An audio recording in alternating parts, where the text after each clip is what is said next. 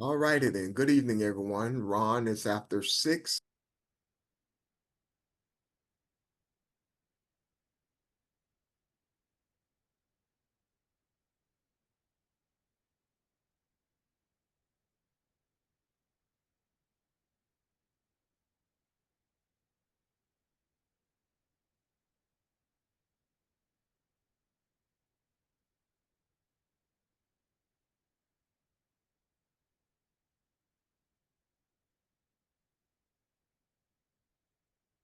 Did we lose it?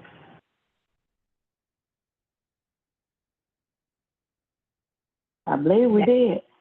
Yep, that's what it sounds like. Yes, we did. He's rejoining now. For now. Okay, sorry about that, y'all. But again, it's Monday evening. On yesterday, uh we started off, Levon started us off actually talking about something that we had talked about the day prior, when we talked about intentions. What are your intentions? Barb brought that up and did some explaining. And so Levon picked up on it yesterday and asked some questions, and our discussion went further with that. And that led us to talking about forgiveness and character and our struggles and spirituality. So we talked about a number of things yesterday attached to the subject of forgiveness. So anything about anything that we discussed on yesterday, any questions and or comments? Hello, everyone. This is Sheldon. Hey, Sheldon. I did have a few things that were thought. I was actually on yesterday, but I was unable to speak in regards to both intention and forgiveness. And I guess I want to first start off with appreciation and thank Levon for sharing what she did and being vulnerable and what she said, whether or not she realized it or not, she was actually doing a lot of teaching along with the questions she had. But based upon that and I guess picking off on that, uh, she did mention that intention is a broad word. Two things that I wanted to mention as well, and this is in addition to what was said, yesterday, because I concur with all of that as well. So, do we control our attention, or do our intentions control us? And the real answer is both of them. And I want to discuss and talk about a little bit more exactly what intentions are, or a little bit more the aspects of the intentions, I guess I would say. So, our intentions are based upon our beliefs. Some of those beliefs we may be conscious of them. Some of those beliefs we may not be conscious of. Those beliefs can be beliefs that we have buried on purpose as well for whatever reason. So, for example, our intentions are based upon how we feel, literally about everything, how we feel and what we believe about ourselves, as well as the world, as well as the Creator, literally everything. We talk about typically when you look at intentions from more so, I guess, the top level, we're looking at the result of what and how we did because of our intentions. The way that, in a sense, uh, our actions, the way that we react to certain things, the intentions or the things that, or is the thing, excuse me, that is actually powering that. So, for example, Levon gave the example about her granddaughter pulling over the tree, I mean the vine, the plant, and immediately, her just being thankful that that the child was okay, and did not, excuse me, herself too badly from the dirt, etc. So, how was she then able to, or where did that reaction actually come from? That reaction came from in a sense, the I don't want to say the state of mind, but where she actually was at that moment. she did not value or hold up very high this plant, as in, okay, my dear plant is ruined or there is a mess, etc. It was that love for the child that was most important, and therefore that's where her focus was.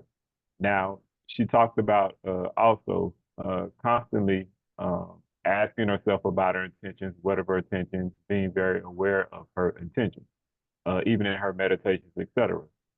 As she was actually doing that, she was becoming more self-aware of who and what she was. We talked about, get to that later, uh, excuse me. But she was talking about those particular things.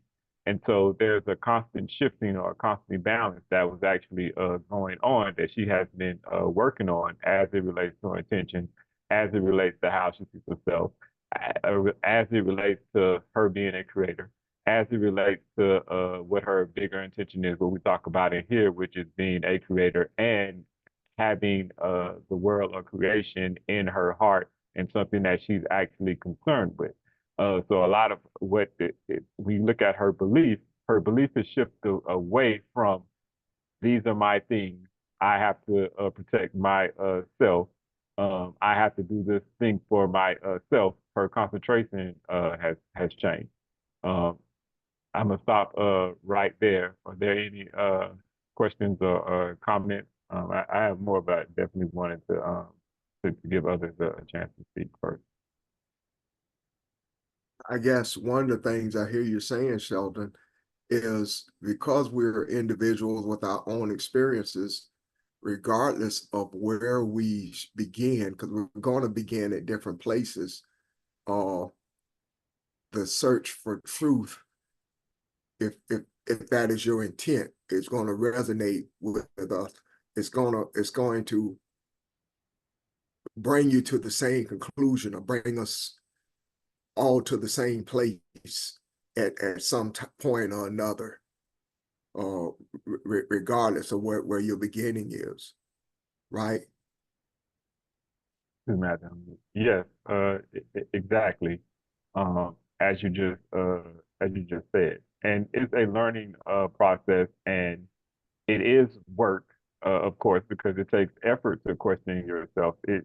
As you continue to question yourself, you're getting to know yourself better, and that also being a part of your intention. Like, hey, I want to be aligned in a certain way. Hey, I thought this particular thing. Do I truly believe this thing? I might have used to believe this thing in the past, but now I am a different person.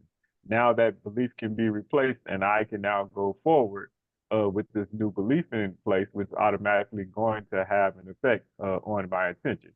So, for example, I was thinking about an example, and this is I guess in something going to lead into forgiveness.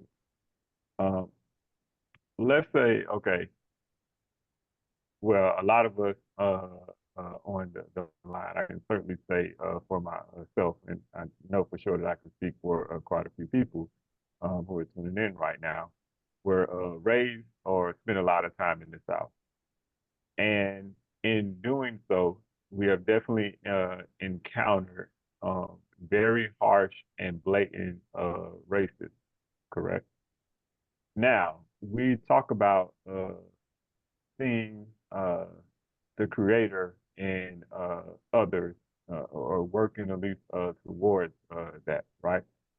Now, if I personally have not forgiven someone, um, and I can hold that, harbor that deep down in my heart that I hate white people because of this thing that happened to me long time ago, or might have happened when I was a little boy. Something happened to myself and my grandmother, and I never ever actually dealt with that. We talk about intention, and still until this day, I can just come into contact or have some interaction with some white person and immediately have harsh feelings towards them. Or they could say something to me or try to help me, and I'm automatically cut off and shut off to that. And it's not based upon anything this person has actually done. It's solely based upon how I feel about white people And I do not see this person as a creator, but I never actually shifted or made the adjustment in the work to change that within my heart. Okay. That is going to happen automatically. I don't have to be aware that that thing is happening. That's the same thing that happened when Pastor Richard mentioned yesterday about people who have dealt with, what we consider being heinous things like rape, etc. But then when it's brought back to the light and they have to deal with it again, all of a sudden they found out, hey, I have not forgiven or let go of this particular situation. Where what was happening the entire time, even though they were not aware of it, that situation affected them in the way that they lived their life. It affected the way that they interacted with people, etc. Any thoughts or comments at the moment? So what you're saying is incidents in our lives are going to affect our lives in a positive or negative way, regardless of whether we remember the incident or not until we deal with it. Yes, I'm not going to necessarily.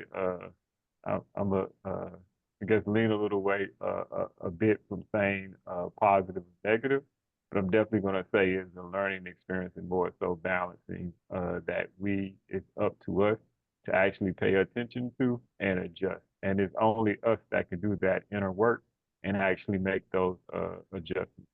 And that actually, go ahead. I just want to say thanks for correcting that with the negative.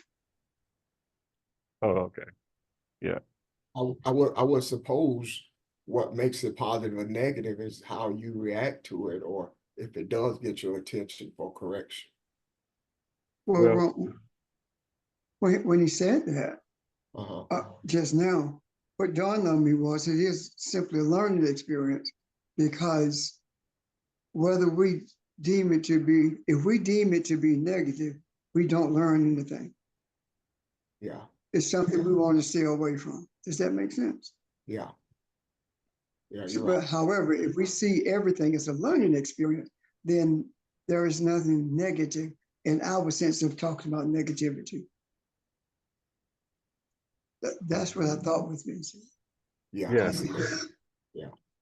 Which also brings it to thank you. You was walking me into the exact thing that I was going into was when we first talked about forgiveness yesterday. We talked about sin, and you mentioned that the word sin just means entanglement.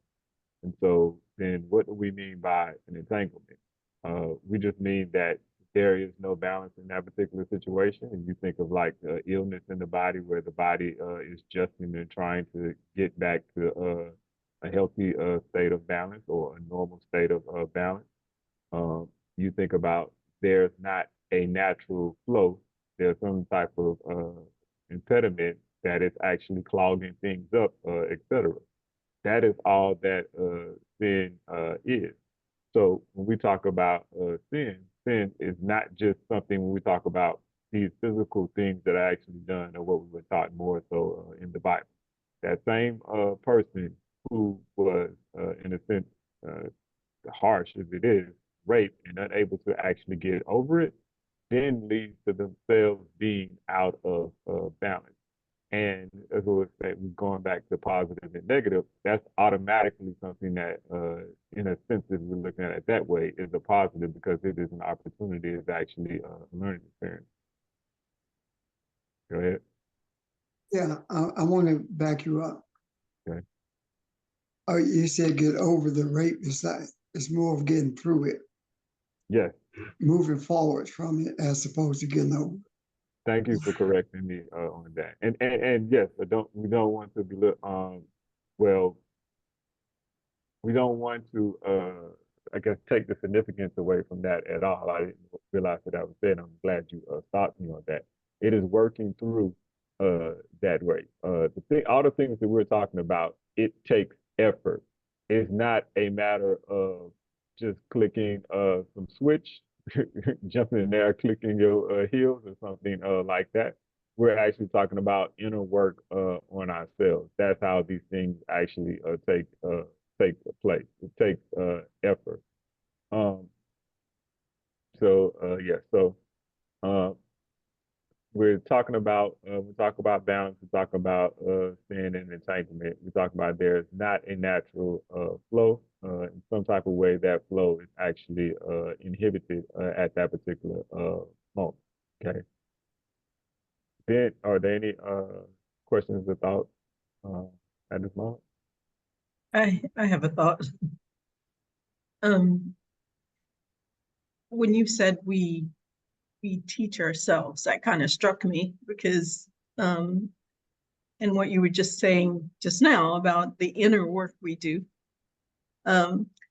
Yes, we don't learn anything. We don't gain or benefit from whatever is there until we do the inner work.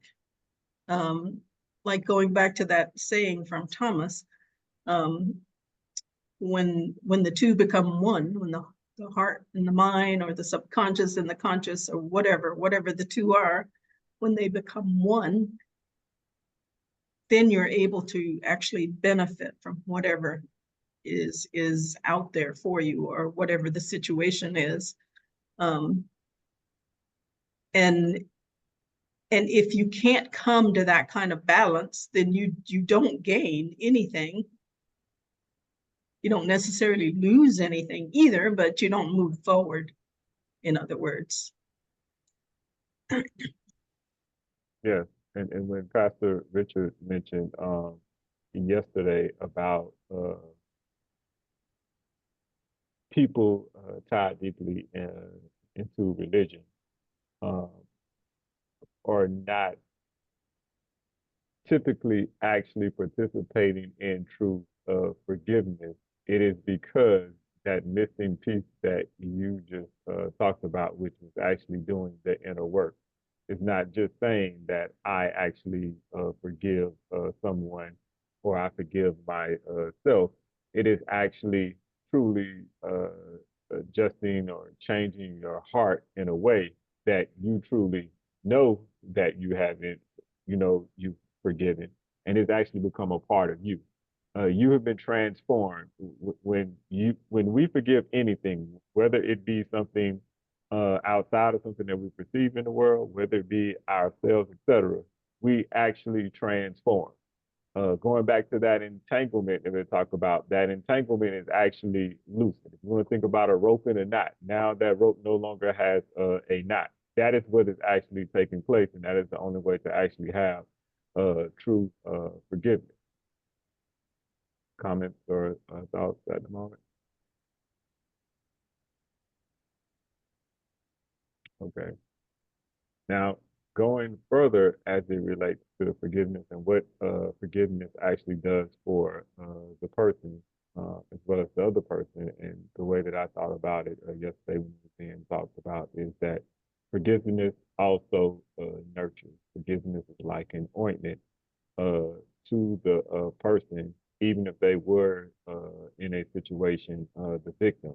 It is empowering, it is healing, it's taking away that entanglement, but it's also not actually only doing that for that person. That opportunity then lies for the possibility for the person who was the transgressor as well.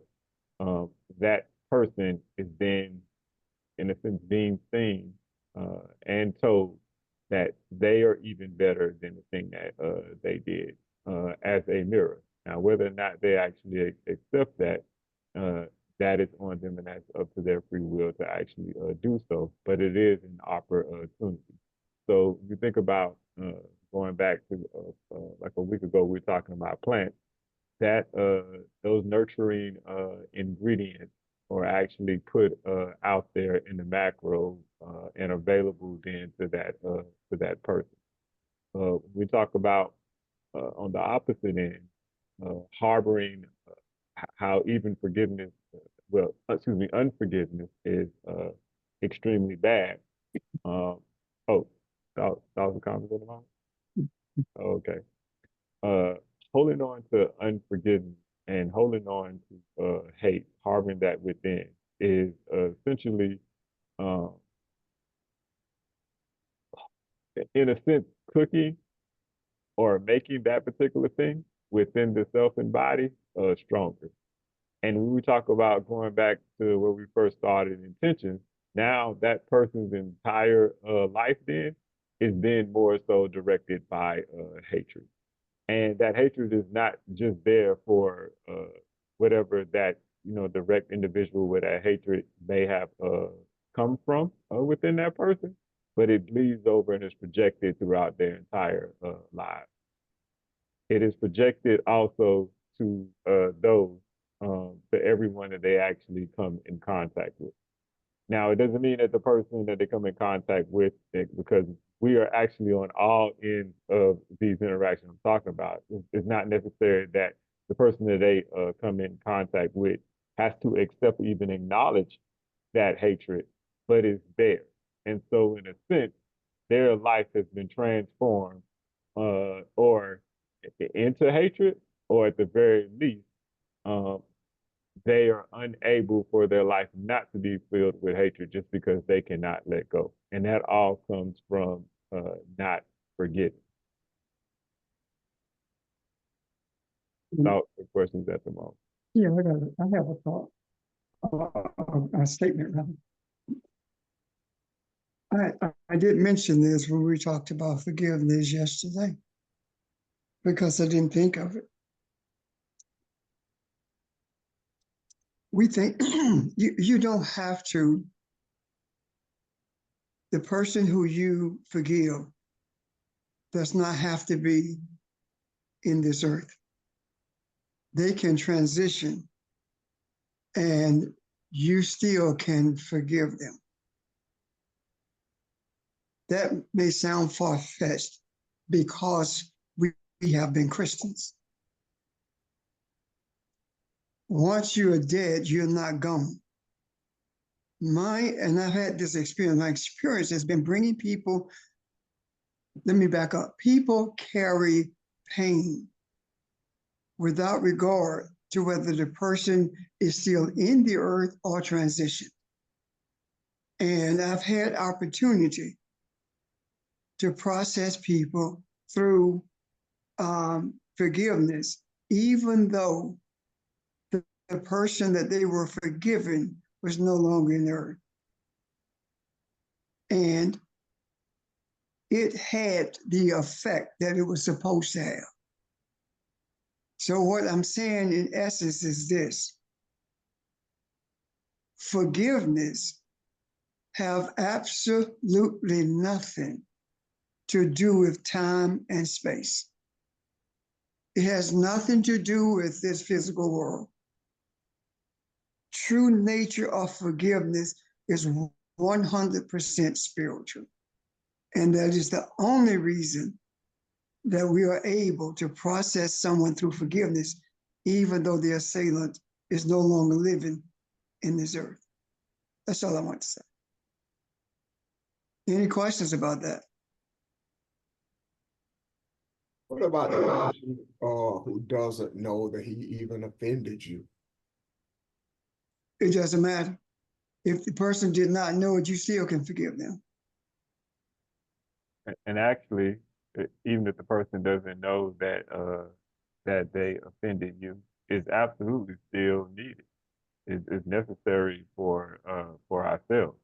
As you stated yesterday, forgiveness is one of the greatest things we can do, Ron. But not only for creation, creator, the universe in a sense, but also ourselves individually, because our inability to actually forgive is automatically tied to us then seeing ourselves separate, or at the very least, when we won't forgive, there is in a sense, a consciousness disconnect, where we're then disconnecting ourselves from a portion of the universe on purpose. When we hold on to unforgiveness, that is literally what we're doing. We're saying, no, I don't want to be connected to this thing. I want to be separate from it. And I'm making a decision to be, well, I'm talking about specifically when we say, I don't want to, well, we understand we don't want to forgive. I am making a conscious decision not to connect. I want to be separate. I want to be divided. So as as you know, was just said in that example right there, it doesn't matter if the person knows. And quite frankly, sometimes people are not gonna know. They're gonna be completely oblivious, and or may not even care.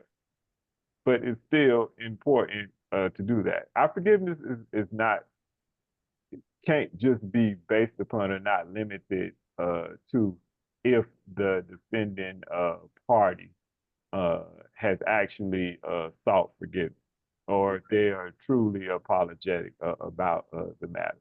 It can't be just up to them in a sense. Yeah, that makes sense. You cannot possibly be truly in search of truth without forgiveness. You cannot experience the nature of spirituality if you harbor unforgiveness. Just not going to happen.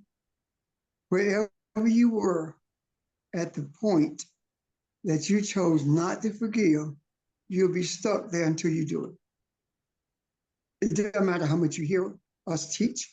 It doesn't matter how much you read.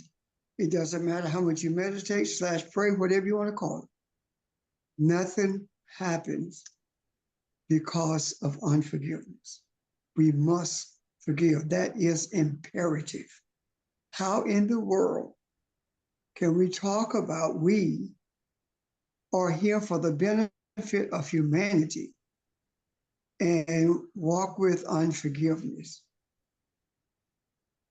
Unforgiveness in the heart of someone who is searching for truth for the benefit of humanity, unforgiveness cannot live there. It will be brought to your attention so many times until you are either going to choose to forgive or you're going to choose not to be spiritual at all. That's a choice you make. If you hate me, or if you're holding something against me and not forgiving me, then you're not forgiving anybody, because I am you and you are me. And we are each other. We cannot believe that we are Elohim and not forgive. That's an impossibility. You can say it with your lips, but it doesn't mean that it's taking place in your heart. That is the reason I think it is so that this keeps coming up, because of the strength of forgiveness. The power of forgiveness is far more. The power of unforgiveness is much more prevalent than we think it is. One of the places where I found the greatest degree of unforgiveness was in the church. I talked about that yesterday. And yeah, I forgive him. I don't forget. I'm not those kind of statements. We have pet peeves that we say, I don't know whether I can forgive that or not. But forgiveness doesn't come with qualification. It doesn't come with caveats. It's just what it is. That's all.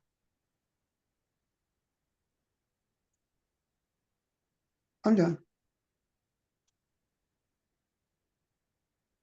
And that what you mentioned about the unforgiveness in the church is a direct result of that inner work that we mentioned earlier not being done, which is absolutely necessary in the only way that forgiveness actually takes place. It's as if anything else short of that is just a lip service.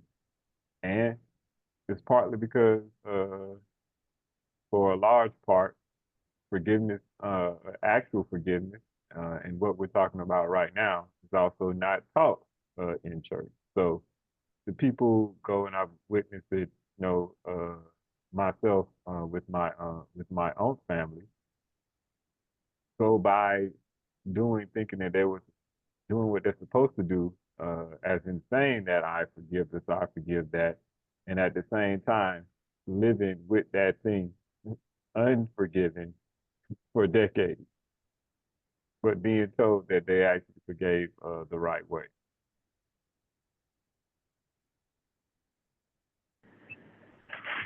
Sheldon, this is Lavon from Philadelphia. I don't know if I missed something or if I didn't get clarity on it. In this forgiveness, we're asking or we're saying if someone did something to us or whatever, we forgive them.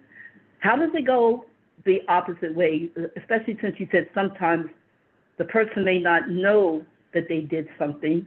What if what if I did something to someone and I had no idea that I did something to offend them or upset them, and they're waiting for me to, apologize or whatever? How does that go with forgiveness both ways? I don't know if I missed it, or I'm just wondering, because I may have did something and not known it, and now, the person should forgive, well, maybe they'll forgive me, I don't know. But what about myself, forgiving myself or forgiving them? Maybe I'm confused on it. Right. No. Very good question. Hold on. Excuse me, I had to call. In regards to your self, or if we are the person that someone is not forgiving or struggling with forgiving us, and we're completely don't know about it, there's absolutely nothing that we can do.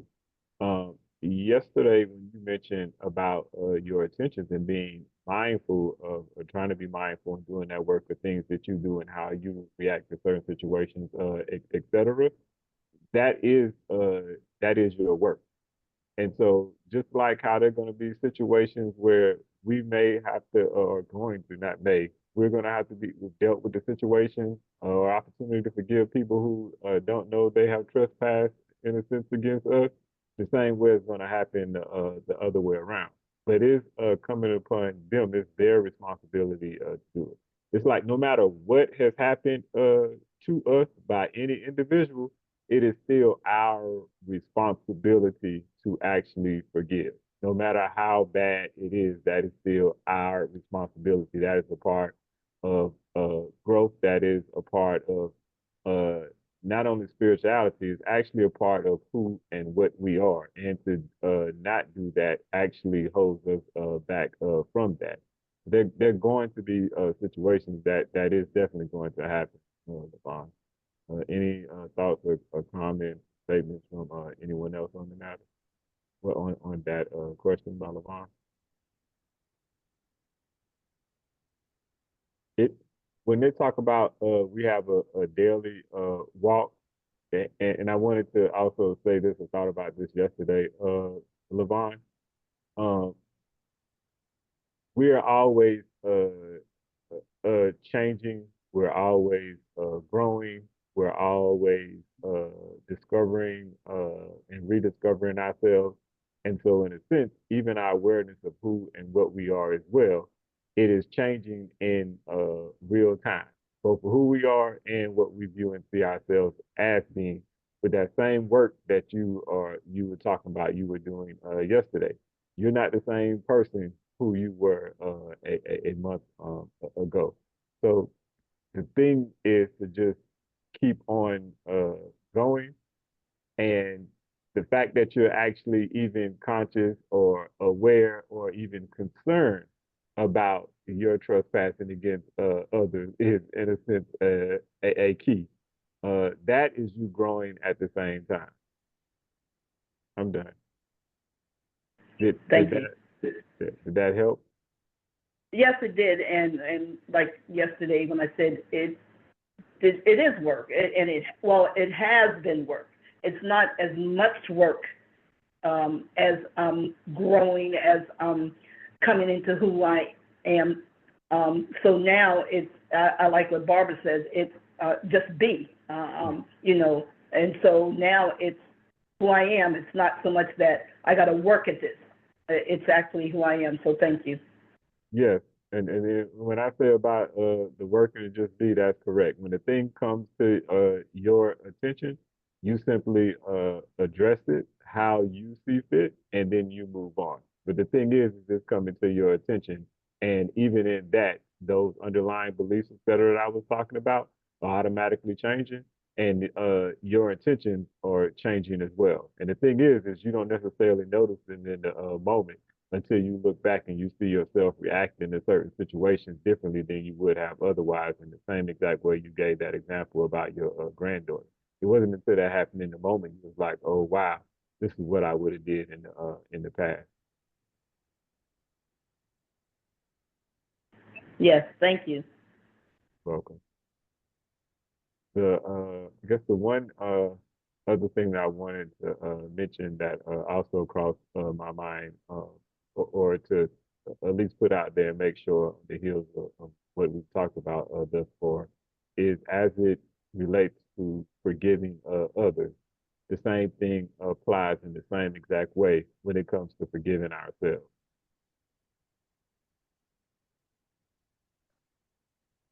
But isn't it more difficult to forgive yourself? It's easier to live with it and pretend that you have gotten beyond that. Because you have a good heart, and it burns you up to have offended someone, especially unnecessary. I've been there. All of us have been there. Yeah.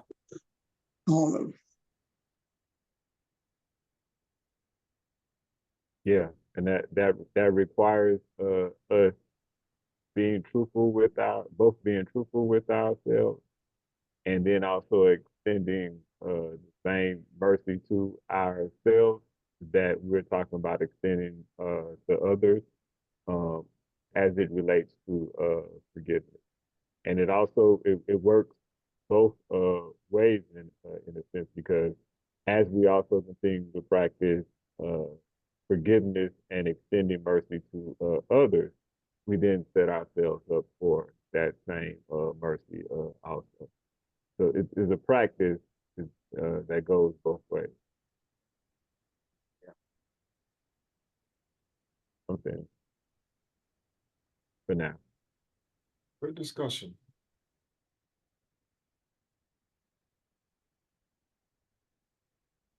Questions, anybody? Questions, comments?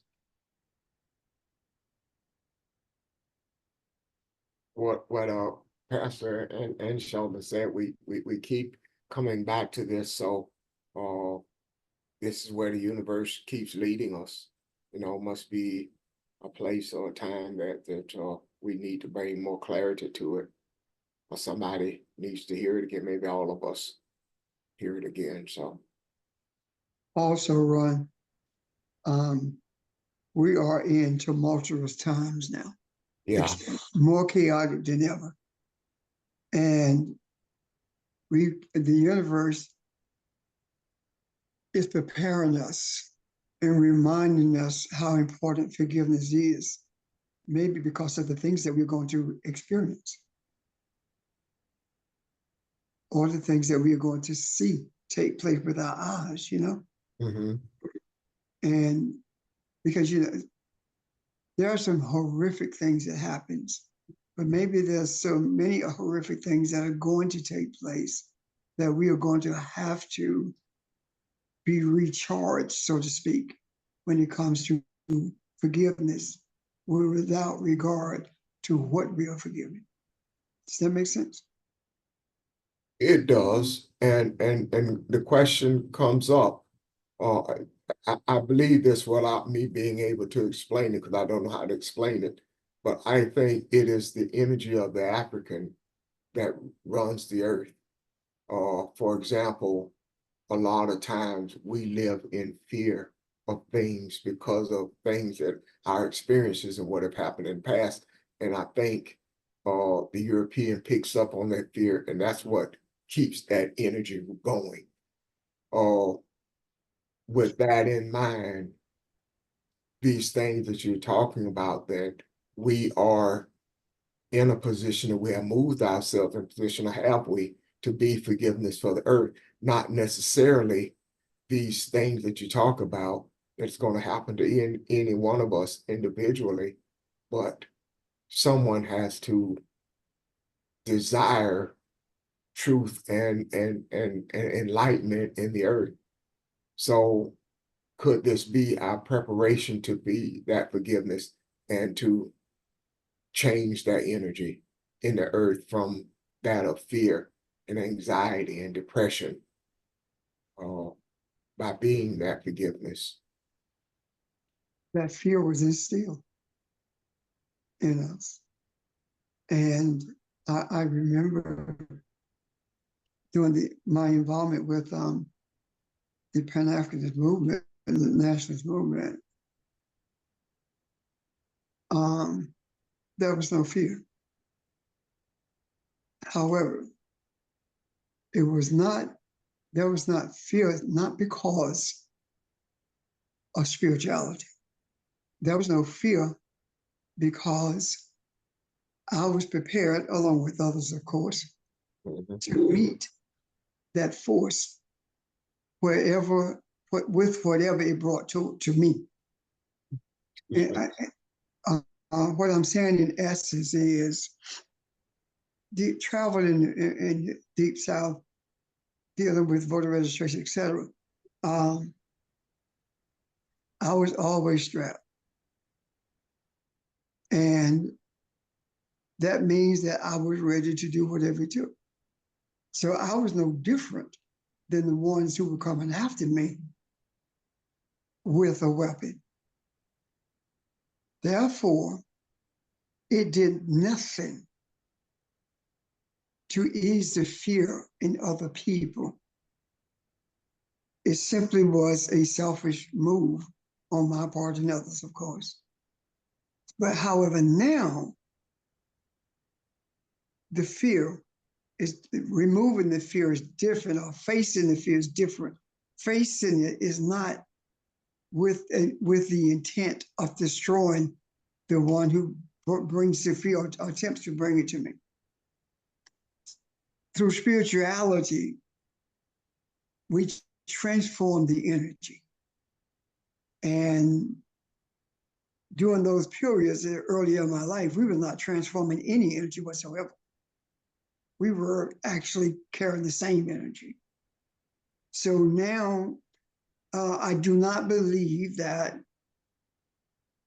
it is a coincidence that I went through what I did and now have made every effort to bring people together so that we could be a powerhouse of forgiveness. One of the first things I saw when my understandings of spirituality, the scriptures began to change, one of the first things I saw was forgiveness. Forgiving the people who had pushed me to a place where I felt I needed to arm myself. Does that make sense? Yes. Yes. So now the forgiveness that we are putting in the macro, I do believe that it needs to be linked to the lack of fear. We don't want anyone to be afraid of anything, but we want everyone to see the value and the power of forgiveness over anything that's happened to us or someone around us. Forgiveness is the response we must have. Audrey? Quick question about that. You said that fear was instilled in us. Yes. So should the forgiveness go both ways? We forgive them and we also forgive ourselves because we took it on. I mean, Yeah. accepted it as opposed to not letting that become a part of our psyche. We did Yes. accept it. We So did. is that something that we need to forgive ourselves for? I agree with you. Yeah. Yes, ma'am. Okay. I do agree with you. If you really think about it, fear really didn't come into play in terms of our embracing the fear Mhm. until the 50s. Because our people stood up for themselves and were lynched as a result of it. And even though they lined the road with severed heads of our people to instill fear, there were still uprisings. Africans never, ever were settled with slavery, or by and large. Of course, some people were, but I'm talking about the majority. So the fear, the more we sought to be involved in the system that didn't want us in it, the more fear we began to embrace. We are more afraid now than we were in the 50s as a people, but we're afraid of losing something. We're afraid of a job. We are afraid that we're going to lose a house or an opportunity. Somebody's going to terminate us and we won't be able to pay our bills. So what we have done in essence, Audrey, since you mentioned that, is not only embrace the fear, but we have sold our courage.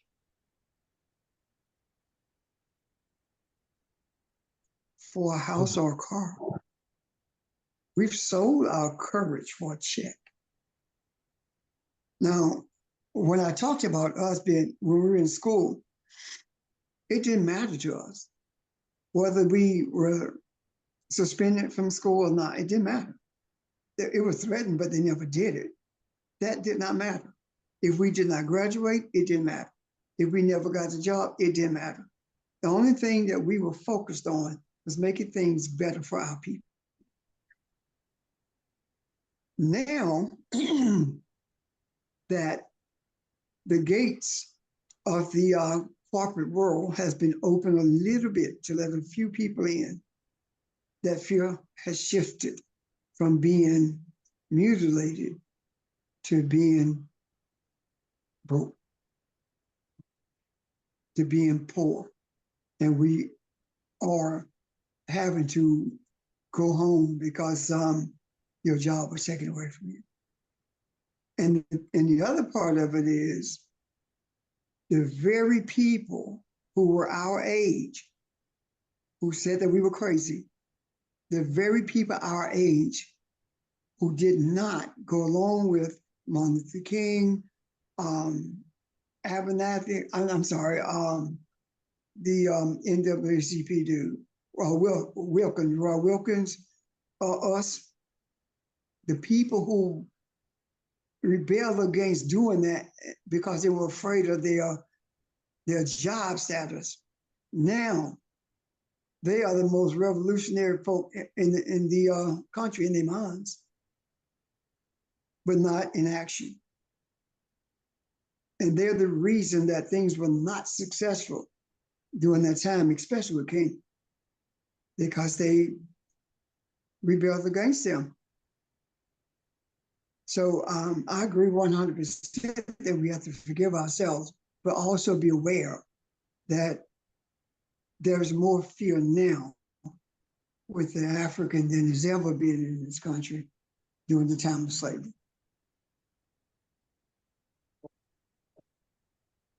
Well, you don't think that, or do you think that because we're talking about this, some of that will be alleviated and people will be able to be themselves?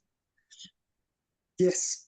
Matter of fact, Audrey, I believe that not only will it be alleviated, but it will be alleviated to the extent that we are able to be the energy for the earth like Ron was talking about. We're able to be that positive energy, that energy that brings balance to humanity, to transform the energy of brutality. But we can't do it if there are fears there. So I do believe you are spot on in terms of removing the fear, so we can at least function as we are wired to function. Now, do I believe everyone's going to be like us? No, that's not going to happen. But I do believe that the desire to rise above our fears is necessary in order for that balance to come. So take it a step further. Well, Cheryl, you about to speak? I'm sorry. Go ahead. I'm sorry. No, 'Cause I'm about to go somewhere else. Go ahead.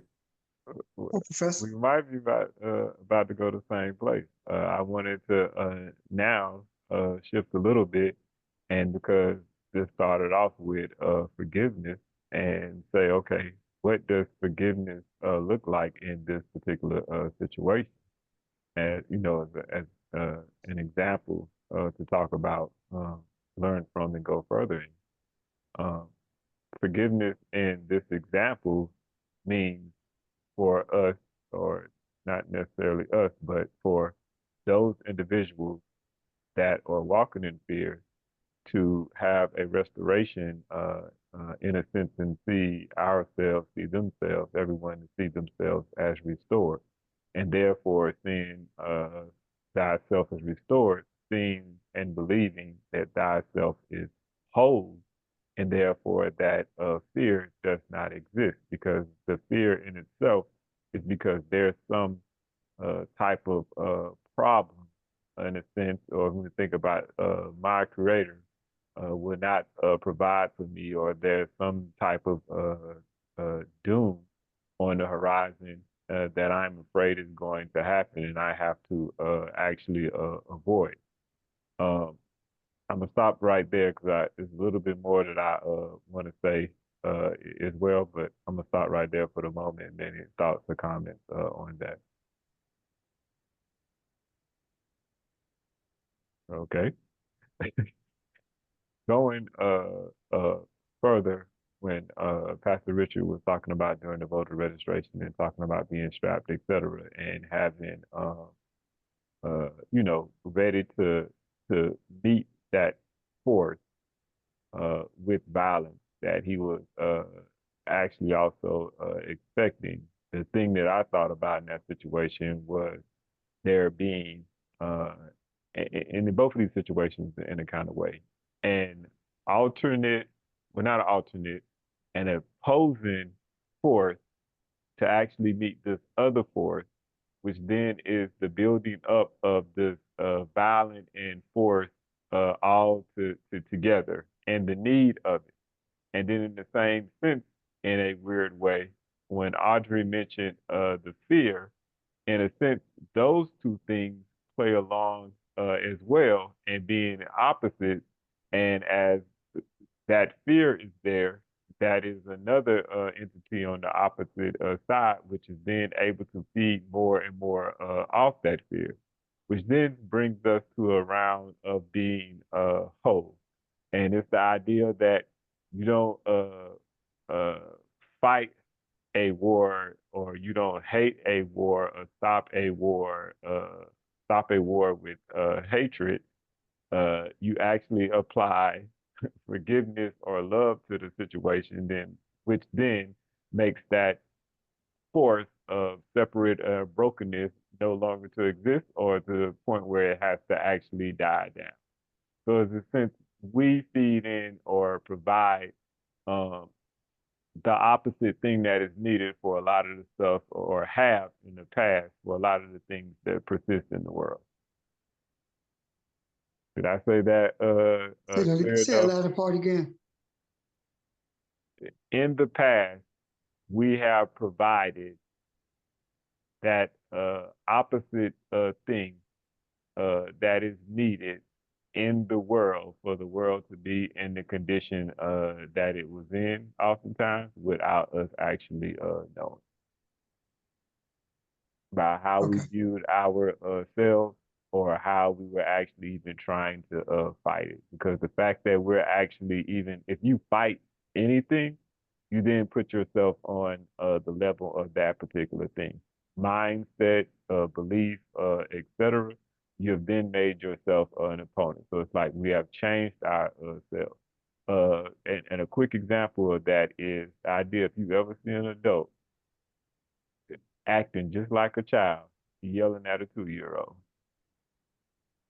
That adult has, in a sense, just became that 2-year-old having a tantrum at that particular time. That adult is no longer being an adult. That's essentially what has happened. So you're saying parents are children when they yell at their kids. So At that moment, I hate to be okay. the bearer of bad news, but yeah. Okay.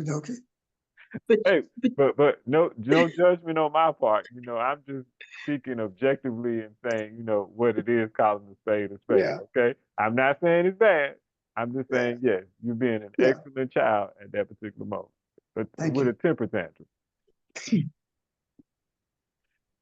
but are you also saying, Sheldon, that that we bring a particular type of energy that can mitigate those circumstances or those situations? Yes, but the key is, in all of the interaction I just talked about, it was based upon what we believe and how we see ourselves.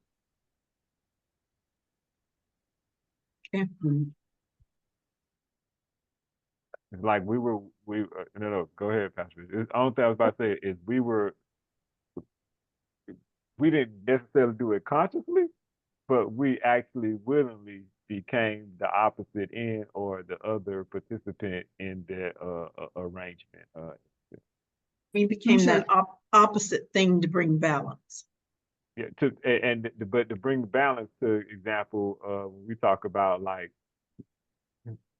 there's an oppressor, we became the oppressed. So that's what I mean. Just looking at it from objectively, yes, we brought the balance to that particular situation for that to be, in a sense, nurtured in the earth.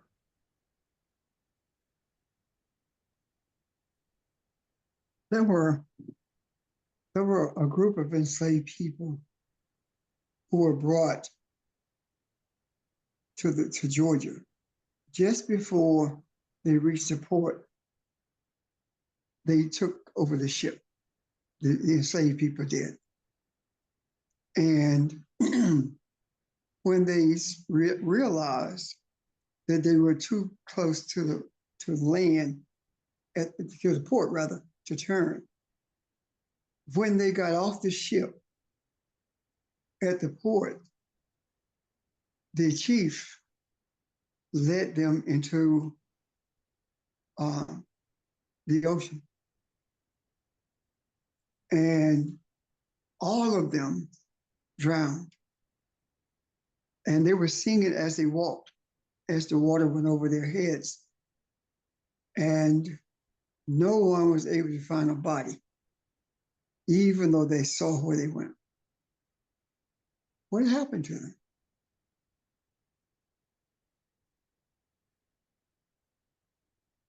Were they transported back to the homeland? What happened to them? No one knows. Now, another thing is there were Africans who would hold their breath and suffocate themselves by holding their breath, not being choked, no, simply holding their breath. Do you know how much discipline that takes? How much determination that takes to hold your breath until you die? Why did I bring these two things out? These are examples of how powerful we are.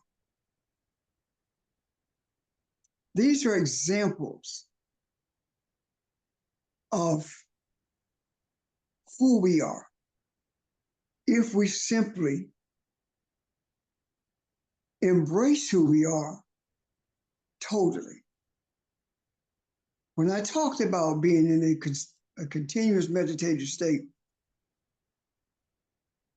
this is the avenue of the African.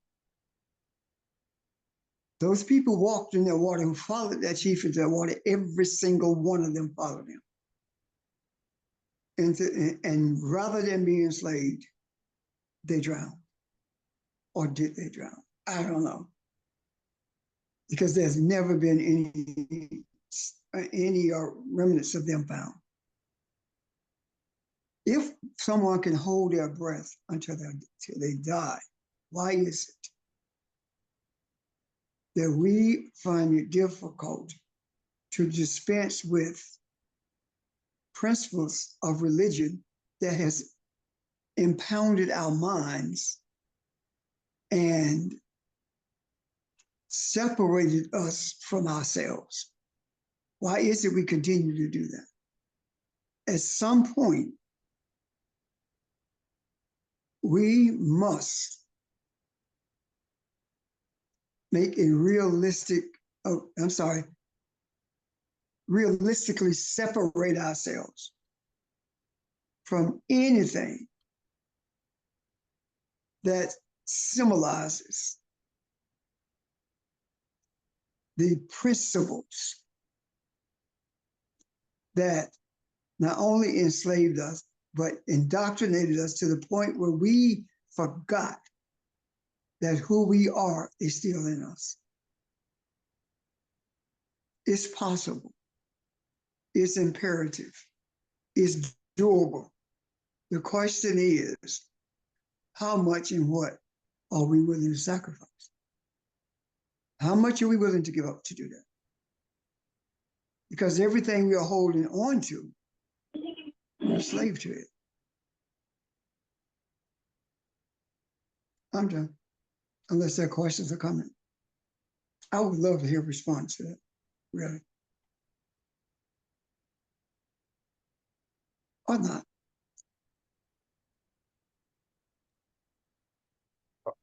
I think my answer anyway to your question is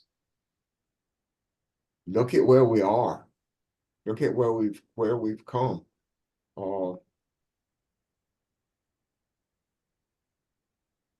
What else would we not give up?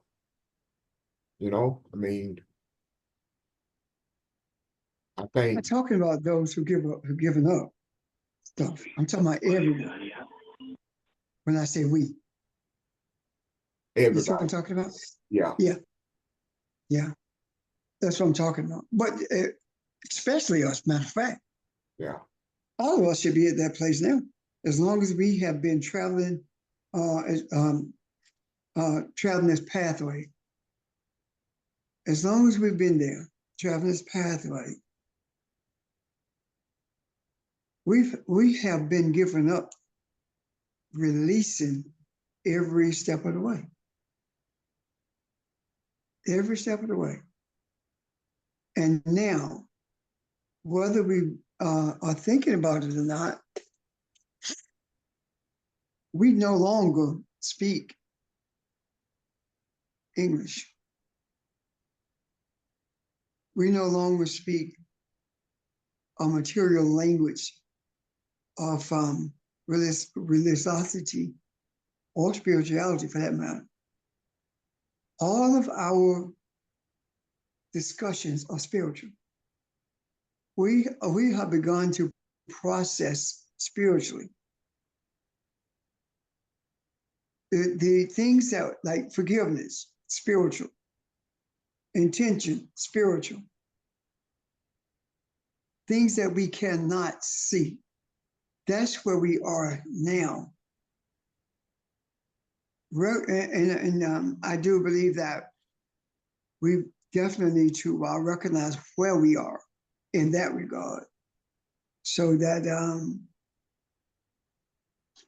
we will be able to recognize spiritual thoughts or spiritual conversations. The only way that LaVon came up with what she did, she used that example of a real life experience. Yet she was searching for a spiritual understanding of intent.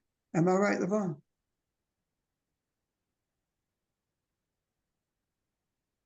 Yes, that's correct. Okay, thank you. And I do believe that should be the desire for every single one of now us on Zoom or on the phone. I'm not talking about facilitators. I'm talking about, because I do believe we are doing that.